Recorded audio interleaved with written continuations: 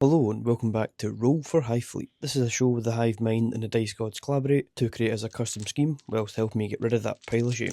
We're going back to the beer dice today, can't wait to roll these. This will also be the last episode of the year, so hopefully it's good. Up first is our brush roll, and that's a player's choice, an airbrush, and a size 1. So we'll be using this size 1 from Golden Maple. And since we rolled player's choice, I'm going to use these speed paint markers today. But moving on, we'll go to our primary colour roll. And that's a 4, so red. So I chose to use a blood red speed paint marker, and I've just got to say I absolutely love these things. They're an absolute joy to use and they apply the perfect amount of paint every time. And to be honest, they're surprisingly accurate. But regardless, it turned out like this. Looks really good. And now for the Carapace roll, we get a 20. So I decided to go for this Pallid Bone speed paint marker. And to be honest, it went on pretty light, lighter than I thought it would have. But I think it did look really good in the end. But I tried to elevate it just that little bit more by using some Satchel Brown and just try to put this in between the recesses. Don't know if it turned out too good, but hey ho, we move on. So let's see what we get for accent colours. And that's a 12. I'm rolling big today. I should maybe put on the lottery. That's a brown.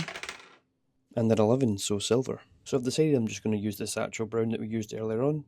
This paint pen from Galeri that's stainless steel. And this Pixie Pink airbrush paint from the Army Painter just because I haven't used it yet, and I'll be using this Mobius 0.2. Now I'm a bit of an airbrush novice, but I tried my best here to highlight the model with the pink. I gradually added a little bit of white in here and there just to make it pop, and then I used the silver pen for all the fleshy bits and the gun. And yeah, it's starting to look interesting, we'll say. But up next we have our wildcard roll.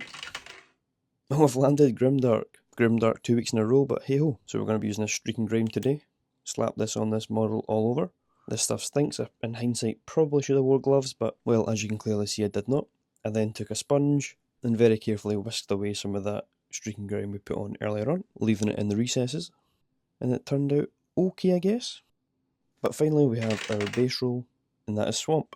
So I grabbed the Army Painter Technical Paint Oozing Vomit, and I just applied this straight from the pot onto the base and spread it out evenly, and I then finished it off with a black room.